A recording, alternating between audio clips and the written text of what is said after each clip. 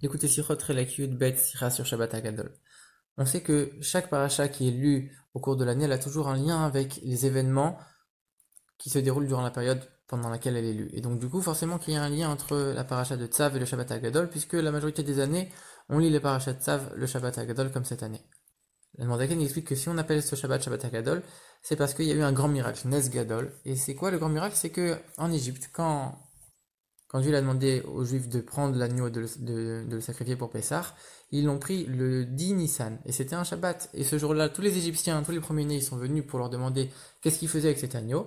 Et quand ils leur ont expliqué que Dieu allait envoyer une plaie qui allait tuer tous les premiers-nés, les Égyptiens, ils se sont révoltés, ils ont voulu, donc les premiers-nés égyptiens, ils ont tout fait pour essayer d'empêcher Pharaon de retenir encore les Juifs, et ils ont essayé de faire en sorte d'exiger de Pharaon de faire sortir les Juifs d'Égypte.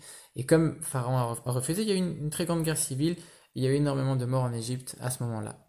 Et si on le fixe, Shabbat Hagadol n'est pas le 10 Nissan, c'est parce que le 10 Nissan, il y a eu la mort de Myriam, et que, comme on a institué un jeûne pour la mort de Myriam, on a repoussé ça à Shabbat Hagadol.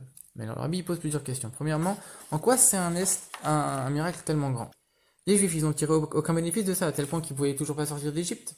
Deuxième question, on peut comprendre que la mort de Myriam, elle a repoussé le souvenir de ce grand miracle. On sait très bien que la force des jeûnes dans la Torah, elle est très grande, qu'on peut même repousser la loi de pas jeûner Rosh Chodesh, et on peut, si on veut, instituer un jeûne Rosh Chodesh.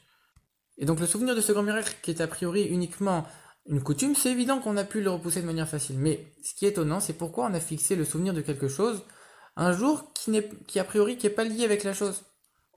Jamais on l'a vu que dans le calendrier juif, on fixe les choses de cette manière. Là, on a repoussé le souvenir de ce miracle au Shabbat qui précède Pessah, même quand c'est pas du tout le 10 Nissan.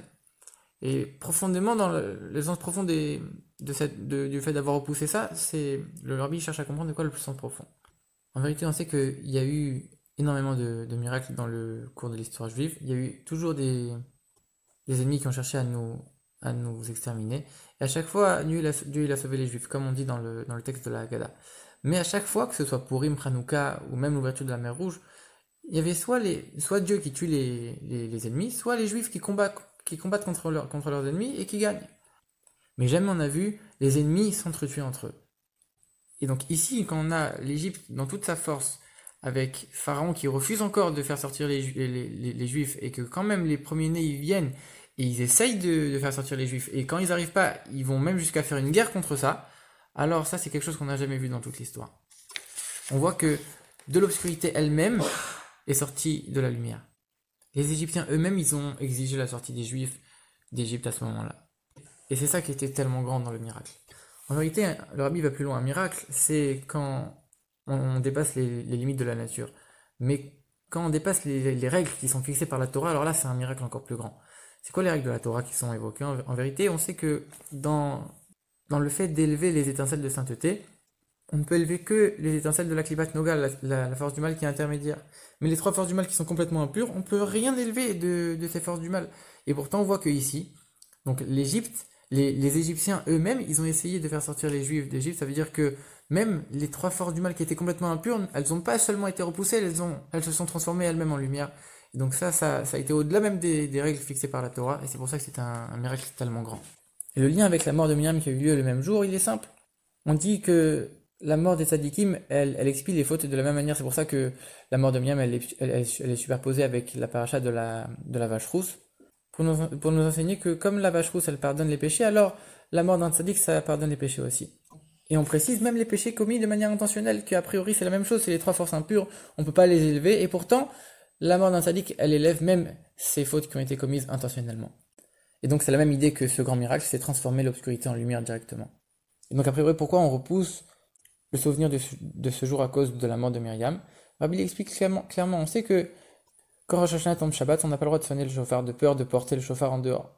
Mais dans la Chassidut, on explique que c'est pas parce qu'on a repoussé la mitzvah de sonner le chauffard, c'est parce qu'en vérité, l'effet qui est entraîné par la sonnerie du chauffard en temps normal, cet effet, il est déjà entraîné de manière automatique dans le monde quand Rosh Hashanah tombe Shabbat. On n'a pas besoin de sonner le chauffard pour avoir toutes ces influences divines, elles descendent toutes seules. Donc c'est pas qu'on a repoussé la sonnerie du chauffard, c'est qu'on n'en a pas besoin à ce moment-là. De la même manière, quand arrive le 10 Nissan et qu'on commémore la mort de Myriam, alors on rappelle qu'un tzaddik, il expie les fautes, même les fautes intentionnelles, donc on rappelle cette idée de transformer l'obscurité en lumière, Et donc, automatiquement, on n'a pas besoin de rappeler aussi le grand miracle de, de la guerre civile en Égypte, puisque finalement, c'est la même idée. Donc, toutes ces influences, elles sont révélées de manière automatique. On n'a pas besoin de rappeler encore le souvenir de ce grand miracle. Et le lien avec la paracha de Tzav. Dans la paracha de Tzav, on parle des 16 jours d'inauguration du Mishkan. En hébreu, Milouim, ça veut dire, Milouim en hébreu, ça veut dire remplissage, de rempli. Et ça évoque toujours l'idée que quand Mashiach viendra, la lune éclairera autant que le soleil. C'est-à-dire que la lune, elle n'aura plus besoin de la lumière du soleil pour éclairer.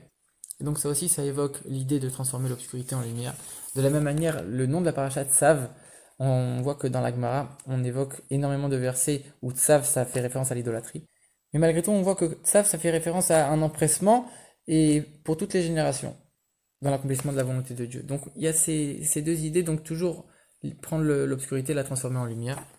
Et dans notre service de Dieu, c'est le travail de la tchouva, de transformer même les péchés qui ont été commis de manière intentionnelle, de les élever vers la sainteté. Donc du coup, encore une fois, transformer l'obscurité en lumière, c'est le lien entre Shabbat HaKadol, Tzav et la mort de Myriam.